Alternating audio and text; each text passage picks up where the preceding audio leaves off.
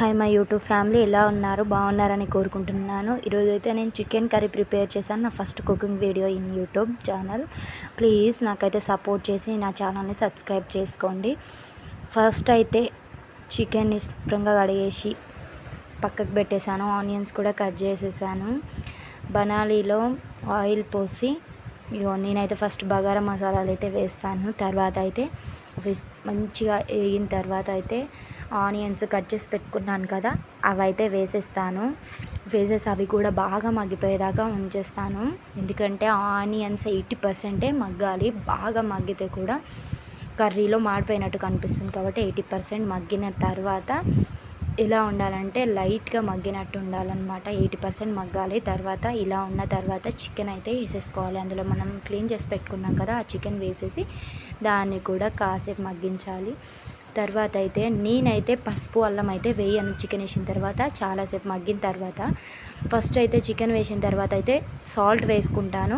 సాల్ట్తో పాటు చికెన్ కొంచెం సేపు మగ్గిన తర్వాత ఆ తర్వాత నేను పసుపు అల్లం అనేది వేసుకుంటాను. అందరూ అయితే ఆనియన్స్లలోనే పసుపు అల్లం వేసేస్తారు. నేను అలా వేయను. ఎందుకంటే మన కర్రీలో ఉప్పు వేసిన తర్వాత ఉప్పుతో వచ్చిన వాటర్ తోటే కర్రీ అనేది ఉడకాలి. అప్పుడే చాలా టేస్ట్ ఉంటుంది కర్రీ. నేనైతే ఇలా చేస్తాను. మిగతా వాళ్ళు ఎలా చేసుకుంటారో అది వాళ్ళ ఇష్టం. తర్వాత కాసేపు మగ్గిన తర్వాత అయితే అల్లం పేస్ట్ వేసాను. అల్లం పేస్ట్తో పాటు పసుపు కూడా వేసాను. పసుపు కూడా వేసిన తర్వాత ఇదంతా కాసేపు మగ్గాలి. అందరూ కర్రీలో కంపల్సరీ టమాటాలు యూజ్ చేస్తారు, కానీ మా ఆయనకి ఇష్టం ఉండదు టమాటాలు. ఎప్పుడో ఒక్కసారి వేస్తాను టమాటాలు. ఎప్పుడు టమాటాలతోటి వండను. నేనైతే చాలా వరకు టమాటాలు లేకుండానే కర్రీ ప్రిపేర్ చేస్తాను. చూస్తున్నారు కదా, ఇలా అల్లము పసుపు వేసిన తర్వాత అది చాలాసేపు మగ్గాలి. 80% మగ్గిన తర్వాత మిగతా 20%లో కారం అనేది వేసుకొని దాన్ని ఉడికించుకోవాలి. నేనైతే ఫస్ట్ టైం పెట్టాను యూట్యూబ్లో ఈ కుకింగ్ వీడియో అనేది. ప్లీజ్ నా ఛానల్ని అయితే సబ్స్క్రైబ్ చేసుకోండి, నాకైతే సపోర్ట్ చేయండి. చూస్తున్నారు కదా ఎంత చక్కగా మగ్గిపోయిందో. ఇప్పుడైతే కారం వేసుకున్నాను. మంచిగా కారం మన కర్రీకి ఎంత సరిపడుతుంది, ఇంట్లో వాళ్ళు ఎలా తింటారు అనే దాన్ని బట్టే మనం కర్రీలో కారం అనేది, ఉప్పు అనేది, పసుపు అల్లం అనేది వేసుకోవాలి. ఏది ఎక్కువైనా కూడా తినలేము, స్మెల్ వస్తుంది, అంతా ఇలానే ఉంటుంది నోరుకి. కాబట్టి టేస్ట్ తెలియదు. కాబట్టి మనం ఎంత సరిపోతుందో అంతే వేసుకోవాలి. చూస్తున్నారు కదా, నేనైతే నా కర్రీకి మా ఇంట్లో వాళ్ళు తినేదాన్ని బట్టే వేసుకున్నాను.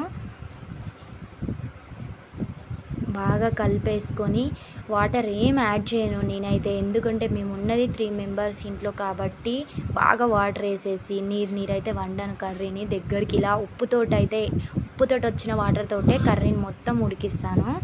చూస్తున్నారు కదా, బాగా ఉడికిపోయింది. ఇందులోనే నేను ధనియాల పొడి పౌడర్ వేసుకున్నాను. అండ్ నేను ఇంట్లో చేసుకున్న మసాలాలతో చేసుకున్న గరం మసాలా అయితే యూజ్ చేసి, నేను ఎక్కువ అయితే ఇంట్లో ప్రిపేర్ చేసుకుంటాను. మసాలాలు అల్లం అన్నీ బయట నుంచి తెప్పించుకోను.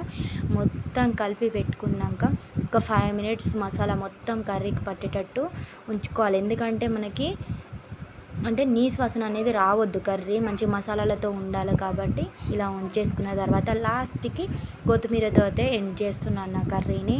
ప్లీజ్ నా ఛానల్ అయితే వీడియో అయితే నచ్చితే కంపల్సరీ నా ఛానల్ని సబ్స్క్రైబ్ చేసుకోండి, నాకైతే సపోర్ట్ చేయండి.